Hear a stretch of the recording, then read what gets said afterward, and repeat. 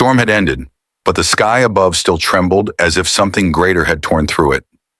Renish stood at the edge of the ancient valley, the wind whipping against his face, carrying with it the taste of metal and ash. The night was alive with a strange shimmer, and for the first time in his life, he felt the universe watching him back. He wasn't supposed to be here. No human was. The ruins of Saltharus were said to belong to another kind, beings who had lived here long before his world had even dreamed of spaceflight. But something had drawn him across the deserts, across the forbidden gates. It was not curiosity alone. It was something deeper, a calling. Then he saw them, two figures emerging from the broken arches of the valley, moving with grace that was not human. Their silhouettes burned faintly in the glow of fractured starlight. Margot, tall and commanding, her armor glinting with hues that seemed alive, her eyes like blades forged from fire. Beside her walked Maisie, softer in presence but no less alien, her luminous gaze searching, questioning, almost tender. Renish froze. His people had told tales of the others, monsters, enemies, shadows. Yet these two looked nothing like that. They looked alive, fierce, and impossibly beautiful, as if the sky itself had shaped them. Margot's voice rang out first, cutting through the charged silence.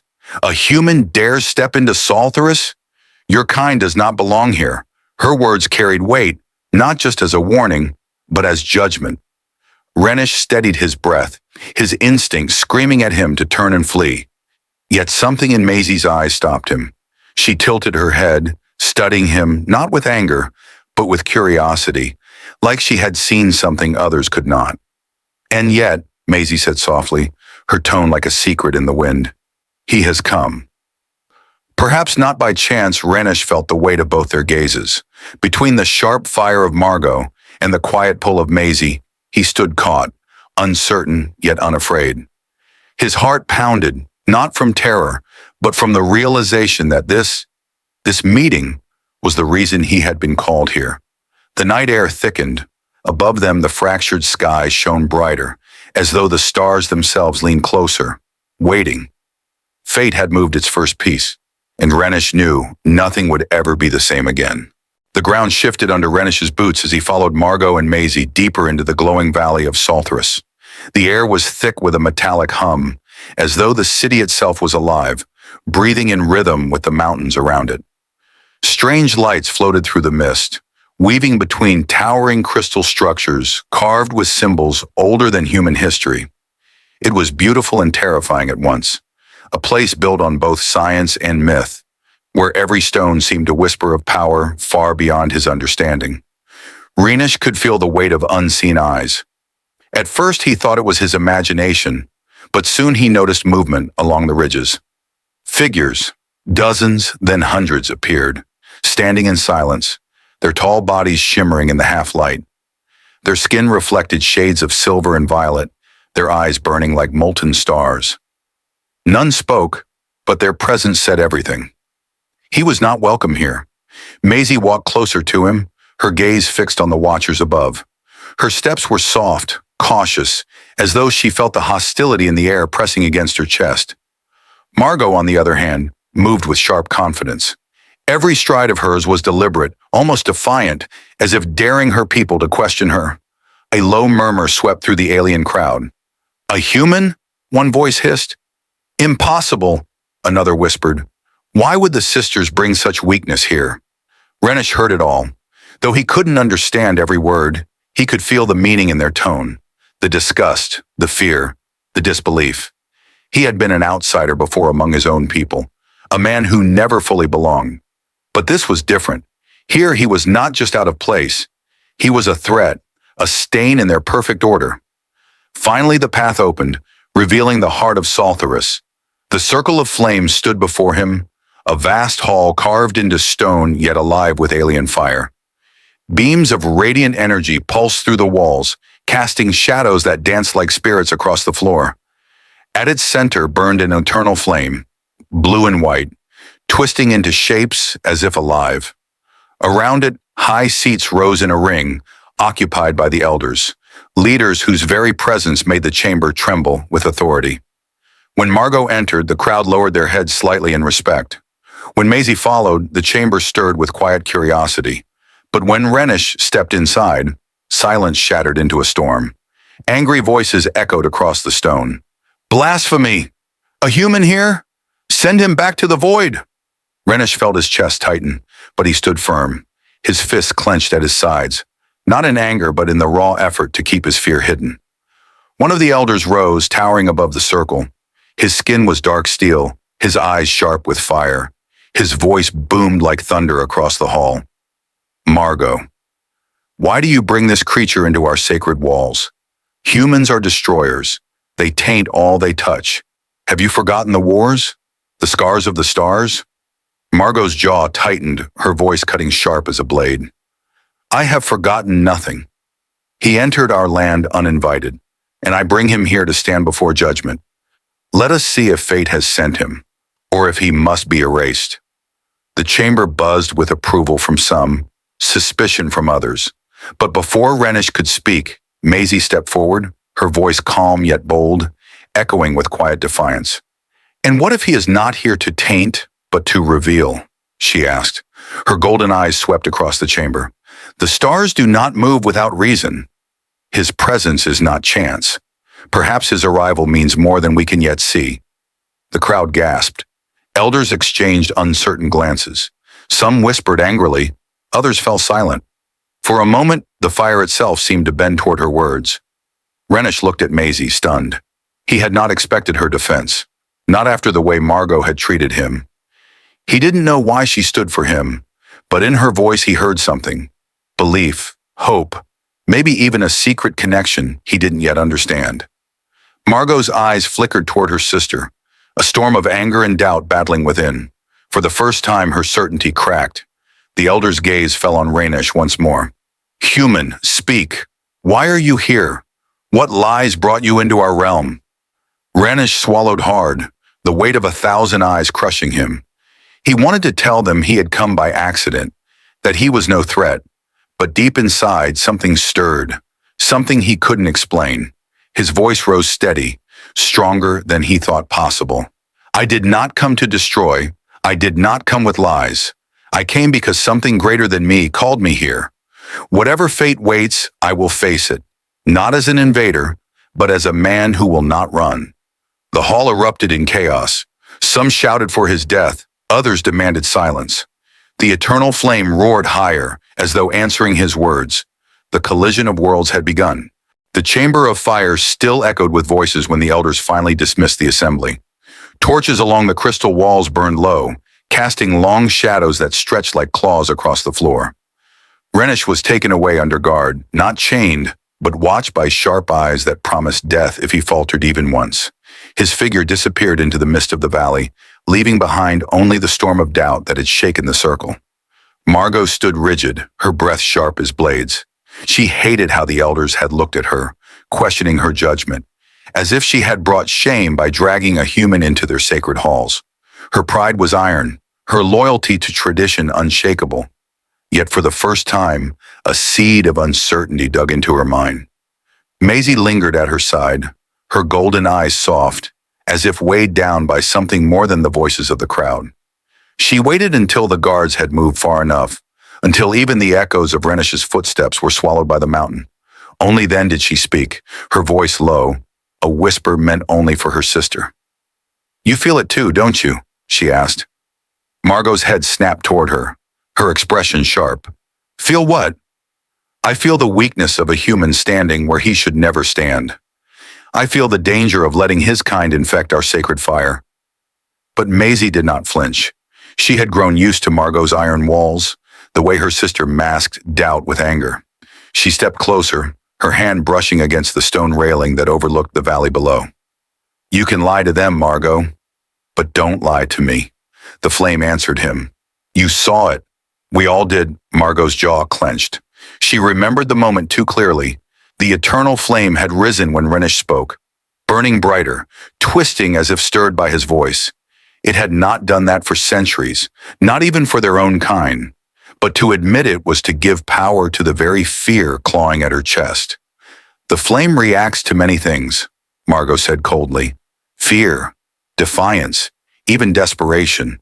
a human trembling before judgment could make it flicker. Maisie shook her head, her voice steady but threaded with quiet urgency. No, this was not desperation. It was something deeper.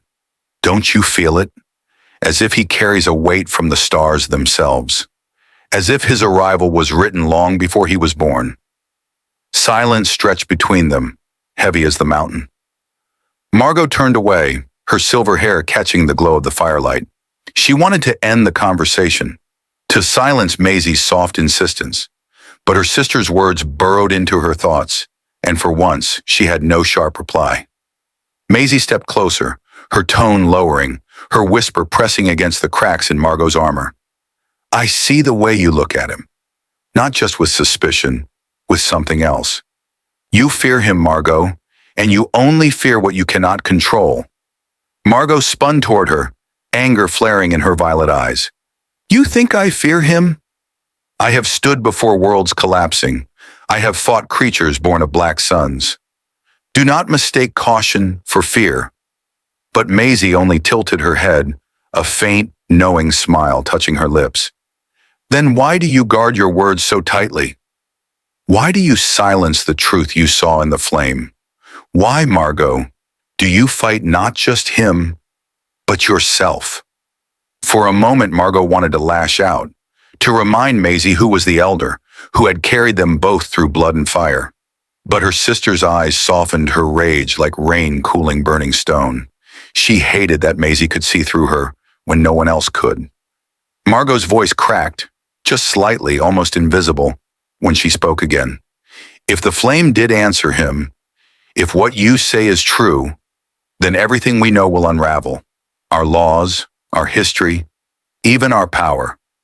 Maisie reached out, gently placing her hand on Margot's arm.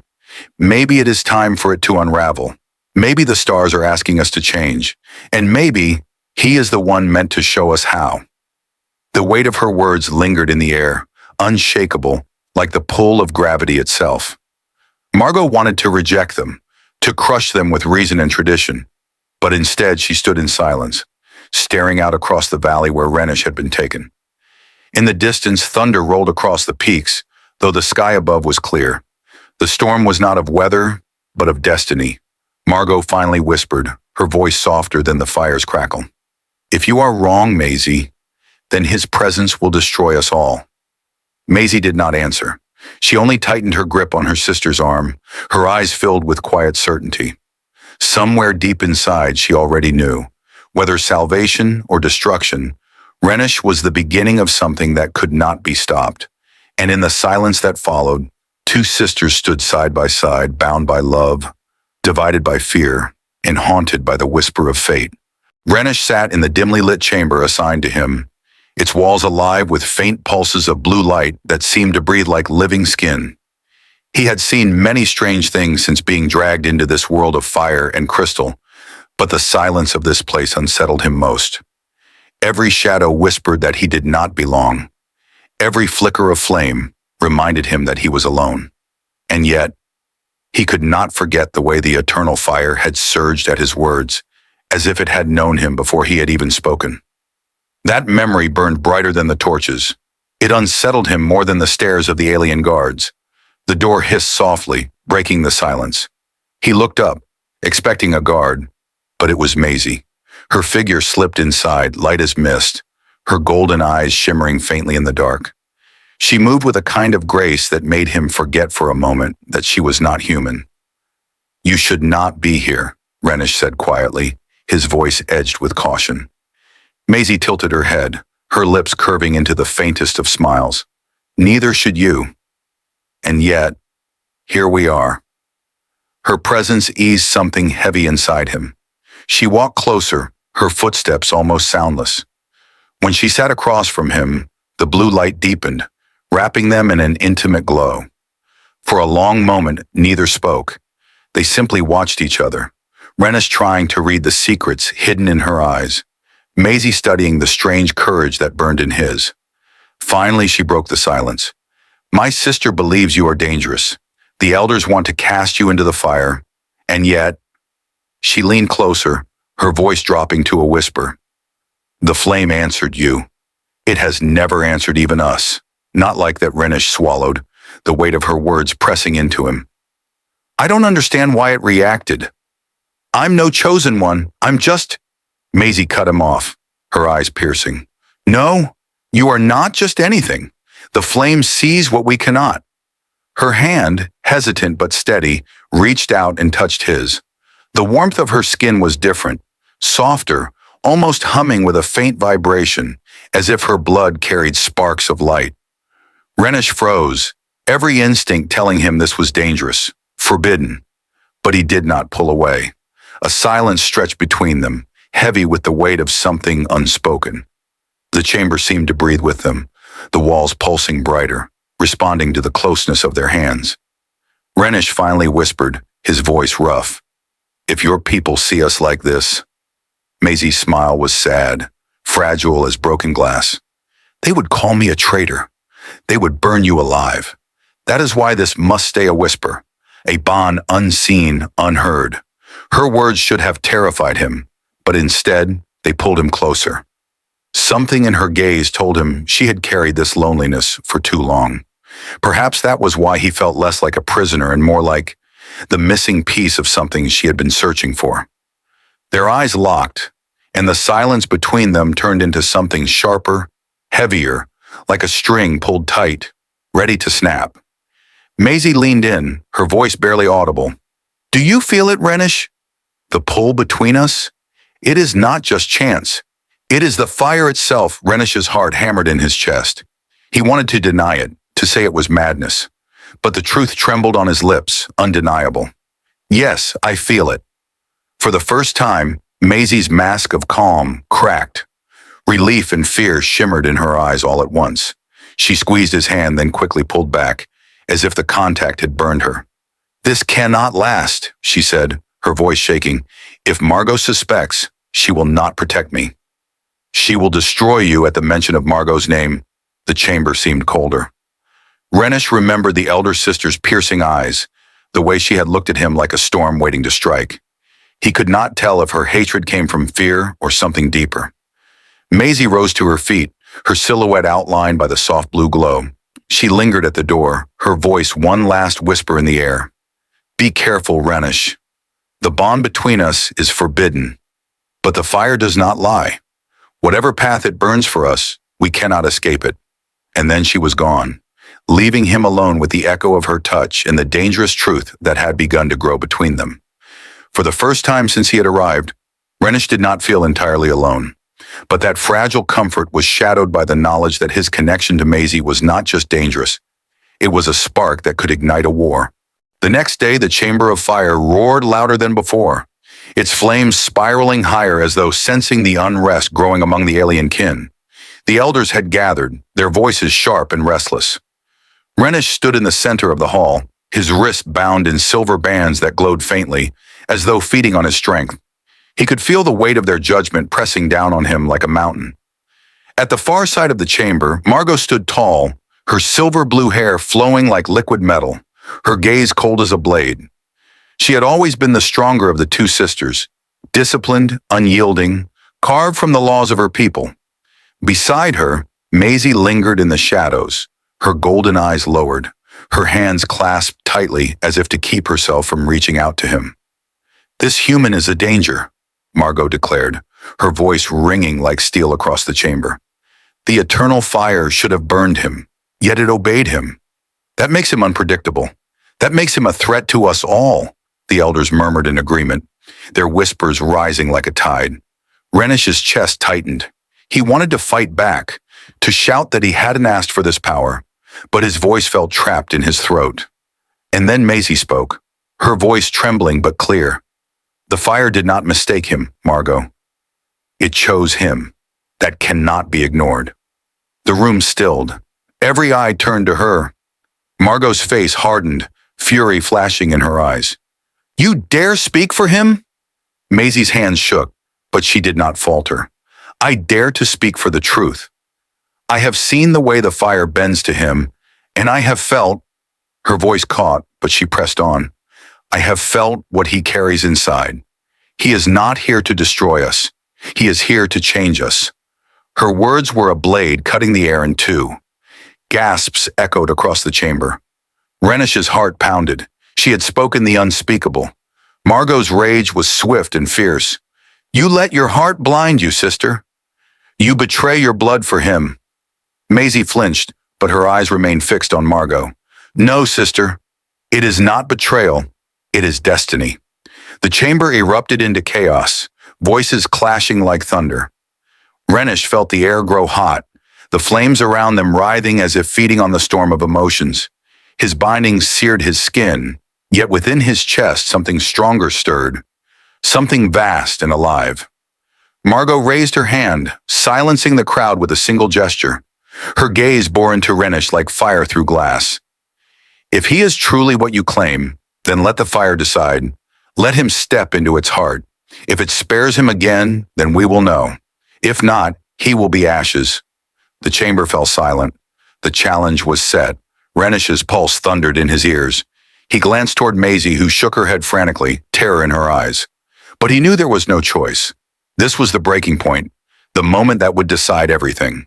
Dragged to the center, the bindings on his wrists dissolved, leaving raw marks on his skin. The eternal fire blazed before him, its towering flames shifting in hues of red, gold, and white, as though alive with judgment. It roared with a sound that was not just heat but a voice, an ancient call only he seemed to hear. He stepped forward. The heat was unbearable, but something deeper pulled him closer. Each step felt like walking into the very core of the sky. Behind him, he heard Maisie's broken whisper. Renish! Don't! He paused, his body trembling, then turned just enough to meet her gaze. The fear, the longing, the forbidden bond, they all shone in her eyes.